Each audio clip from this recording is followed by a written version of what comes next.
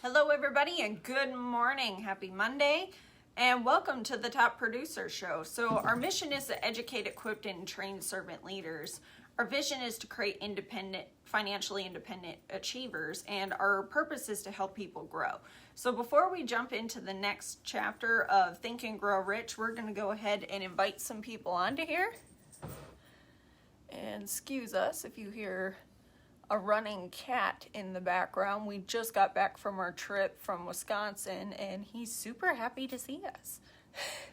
So if he gets to be a little too loud, we'll move him into the other room.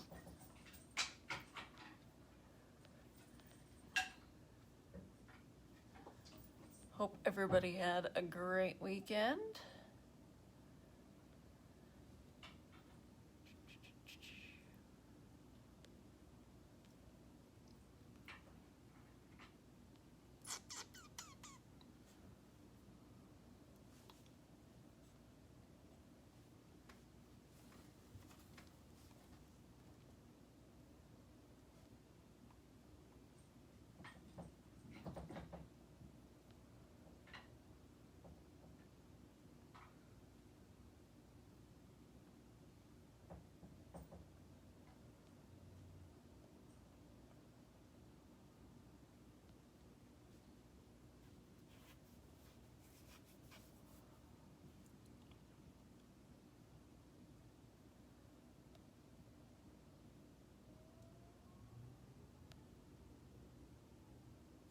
Alrighty, and there we go. All right, guys, we're going to go ahead and get this rolling. This is chapter 10 of Think and Grow Rich. We've been going over a chapter every single day. Happy Martin Luther King Day, by the way. So everything starts with a desire. You know, that was thoughts or things. And the fact that thoughts are things, desire is created. Desire is number one. Number two is faith. Number three is auto-suggestion. Number four is specialized knowledge. Number five is organized planning. Number six is imagination. Number seven is decision. Number eight is, there's not enough. 1, 2, 3, 4, 5, 6, 7, 8. The ninth step towards riches is the power of a mastermind. Grab him. Yep. Our cat's being crazy, so sometimes they're loud, run around, freak out. They sleep until you're doing something. Yeah, until you want to do something that you've got to do, and then they rah. So the power of a mastermind is actually the driving force or the ninth step towards riches. It says power is essential for success and the accumulation of money. Plans are useless unless they can move them into action. So you got to be able to get things rolling, get things moving to be able to make this work. Power may be defined as organized and intelligently directed knowledge, meaning the knowledge is actually creating movement, creating activity. Organized effort is produced through the coordination of effort of two or more people who work towards a definite end in harmony. Power is required for the accumulation of money. Power is necessary for the retention of money after it's accumulated. Of course, because there's a ton of people who accumulate money and aren't able to keep it. If you're not able to keep it, if you're not able to stack it, then you really can't do significantly great things because most people don't make enough in a transaction or in a series of transactions. It sometimes takes years, months at least, but years to be able to compound that amount of money to be able to do something significant. Chance, what's up, man? So that is the ninth step towards riches, which is the mastermind. And power. Power is required for the accumulation of money. Power is necessary for the retention of money. Man's or woman's brain works like an electric battery. A group of batteries provide more energy than a single battery. So that's the idea behind a mastermind is you get a group of people together, a group of people talking, asking questions, giving input, and you can learn much quicker. I'm able to learn anytime we get together in direct sales MLM, sitting around with a bunch of people who are working, that's the key word, working, who have accomplished something, that's another key. Because some people are busy working, but they're just being busy to be busy. They're not actually accomplishing anything, you know what I mean? They're not they're not following the plan, the program. They're unable to produce results so far. A lot of times it's self-esteem building. But once somebody starts getting results, it's amazing what you can learn from somebody who's just out there doing the activity that doesn't really have a lot to show yet, but they're out there just massively performing. Sometimes I'll learn like a phrase or a group of words they use, a way to explain something, a story, a way to take something out that the newest person teaches me. So a man's brain is like that. A group of batteries provide more energy than a single battery. Men and women take on the nature and habits of the power of thought of these individuals whom they associate with in the spirit of sympathy and harmony. So obviously you're going to take on the characteristics of the people you hang out with that you like hanging out with. Doesn't mean you have to like everybody. Two or more create a third intelligence. This is true power. Money is shy and elusive. It says that money must be wooed and won by methods not unlike those used by a determined lover in pursuit of the girl of his choice. So it kind of is working with the confidence, and the confidence factor has to be there, the persistence has to be there, the right words, the right actions at the right time have to be there to produce the money. I mean, that's sales 101. Sales 101 a lot of times. Recruiting a lot of times is related to dating or wooing someone. Why is that important to know how to do? Because you might find the person, of your dreams early, but money you're going to probably chase for the rest of your life. If you understand that you live in an economic world, you're going to need some of it.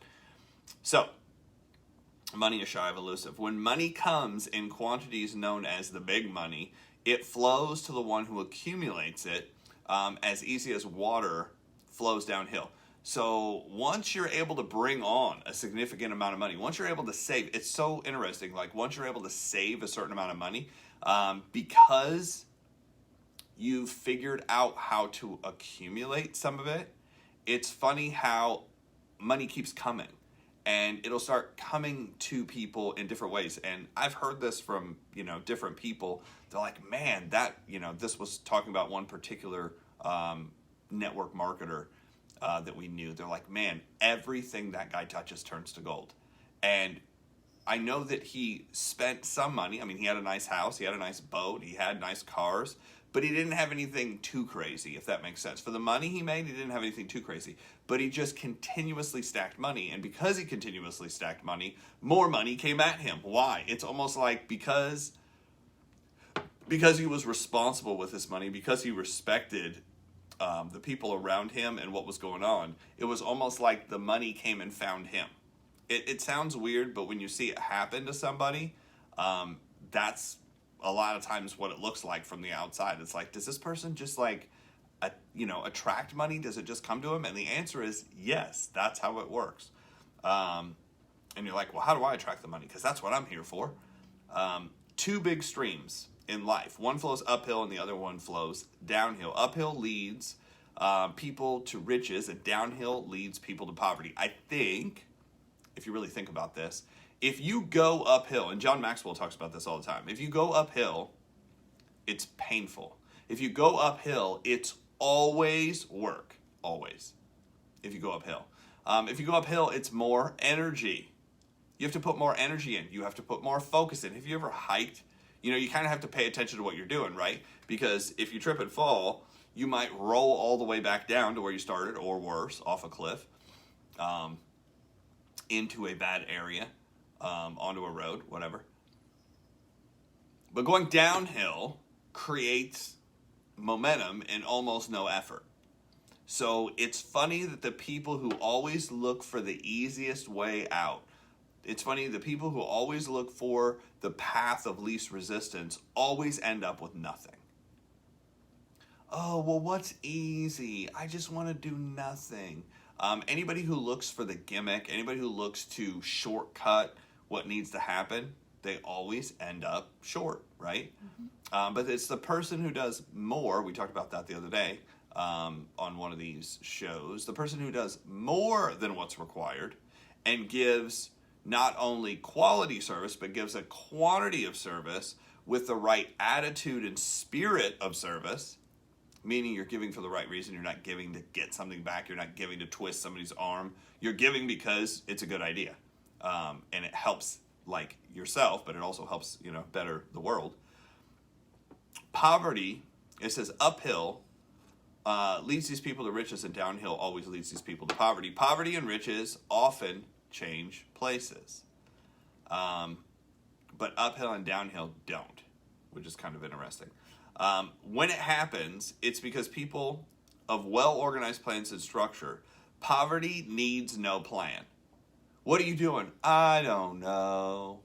I'm just trying to get by. Have you heard these phrases from people? I'm just trying to get by. I'm just trying to make it. I'm just trying to survive. And that is exactly what those people will always do. Why? Because they're not striving for anything more. They're literally I'm just trying to pay my bills. That's all I'm trying to do. And then in the same phrase, they'll bitch, whine, and cry about why they're not getting ahead. And I know, some people have looked and they're like, yeah, but what happens if we get paid $15 an hour? Most people failed economics, and most people don't know how to do math and, are financially stupid. This book proves it and goes over it. They're like 99% of the public just doesn't understand how economics or anything works. Look, if you raise minimum wage to $15 an hour, what happens is all the businesses that produce the things you like televisions, cars, cell phones, video games, all the entertainment you like doing, everything raises in price. Everything. All the costs of goods go up. Do you think that business owners aren't just going to adjust all of their prices to make up for this? First of all, they're going to cut half of their people, so that means instantly you're going to get less people working. Then the next fun part is everything costs more, so it actually makes the poor poorer. Jim Rohn talks about this in a lot of his trainings. You can't get rich by demand. You can only get rich through service of producing something. If you're not producing something and you're just trying to raise everything, then you create hyperinflation. And if you don't know what that is, just go look up the word. And minimum wage was not meant for people to live off of. And that's where people get off track. I'll end up hearing this when out and about, where people will complain. They're like, well, how are you supposed to live on minimum wage? And it's not meant for that. Minimum wage is there to get you started into the working force, but then you have to get better skills for you to then become more valuable no matter what later. Here we go. So, it says poverty needs no plan. Riches are shy and timid and need to be attracted. So how do you attract money? You attract money, think about what he said, through confidence. So how do you produce confidence? Well, confidence comes through self-esteem. So you kind of have to go back to self-esteem. How do you produce self-esteem? Self-esteem is produced through doing activities that make you better. Growth. That's why this specifically has a lot to do with what we're talking about, has a lot to do with actually doing the work up front. I was told that you kind of have to have faith for the first year of building a sales business. And we're talking about direct sales, internet sales, network marketing sales, MLM sales. If you're, building a sales force inside of real estate, inside of insurance, inside of financial services, it doesn't have to be tied to a multi-level. But if you're trying to do that, you're going to have to put in a lot of work up front, and you have to kind of go on faith. You're going to have to learn from the best. You're going to have to mastermind all the things that, this book talks about. Desire. You're going to have to kind of know, you're going to start to know what you want. And here's the thing. You don't have to know exactly what you want. You just have to have more reasons you must do it than not do it. Tony Robbins talks about this. He's like, look, you don't have to know exactly why. And I thought that helped me out a lot. Because a lot of times in network marketing, they're like, you have to know your why. I'm like, bullshit. There are people out there succeeding, and you talk to them and they're like, man, I want to do better than everybody else. That's not a reason why. They don't have an exact, thing. They just have more reasons to do it than reasons not to do it. Now, the more crystal clear you make that, the easier it becomes. I'll give everybody that. But knowing exactly, you just have to know exactly what you want. Not exactly. But it helps. It helps a lot. Desire, knowing what you want. Faith, going out and doing the work. Okay, so it's like I have to trust and believe somebody else who tells me this is what to do and this is how you do it. And if you do it long enough, persistent and consistent enough with the right attitude, which is key, with the right attitude, you can't go in every day and be like, I have to do this stupid shit and I can't believe it, you know, and these people tell me and I'm not getting anywhere. Like, that attitude will basically extend out to all the people that you're trying to talk to. So if you're speaking negatively about yourself, about the people around you, about your situation, about the environment, about everything, if you're constantly speaking negative to yourself, that will kind of come out in everything you do. I didn't know that. Like, I grew up around some seriously negative people. So I was like that all the time. I didn't know until somebody explained that to me, and I was like, okay, well, how do I do it the other way? They're like, well, you kind of have to say better things to you, which is when you get to the third thing, auto-suggestion. I'm going to read something to you real quick, and then we'll kind of conclude. Tony Robbins, you know, I'll talk a lot about him on this show. He wrote out these affirmations, and basically he wrote out these affirmations because he wanted to train and program himself. He had read this book along with 700 other books in 2-year time frame about success and about making it, and basically took his income from kind of in nothing. A couple $1,000s, I think, is what he was making. He was originally working for Jim Rohn, got his income to like $10,000 by the time he was like 18, and then all of a sudden crashed and burned, and couldn't figure out why, and then started studying success, and that's how he came about this. But he has this written: I now command my subconscious mind to direct me in helping as many people as possible today by giving me the strength, the emotion, the persuasion, the humor, the brevity, whatever it takes to show these people and get these people to better their lives now. So he is a motivational / inspirational / strategy coach. I would call him a strategy coach. And he's one of the best in the industry at doing it. Also charges the most, from what I understand, $1 million a session or something stupid like that. Oh, wow. I think it's more than $1 million now, because I mean, he has so many people he's trained. He just doesn't do that part of it. I like what he talks about accumulating wealth. He says, God's wealth is circulating in my life. His wealth flows to me in avalanches of abundance. All my needs, desires, and goals are met instantaneously by infinite intelligence, and I give thanks for all my good now and for all God's riches, for I am one with God, and God is everything. So he's kind of like, he's claiming it, and he's also saying, hey, more's coming. I will lead, not follow. I will believe, not doubt. I will create, not destroy. I am a force from good. I am a leader. Defy the odds. Set the new standard. Step up. So those are just a couple affirmations that, you know, and he read that every single day. The first one, I now command my mind, body. He read that every day on the way to work. So that way he would perform at a top level every single day. And basically what he was doing is he was creating a state of mind, a state of consciousness, specialized knowledge, organized planning, imagination, decision, and persistence, and now the power of a mastermind.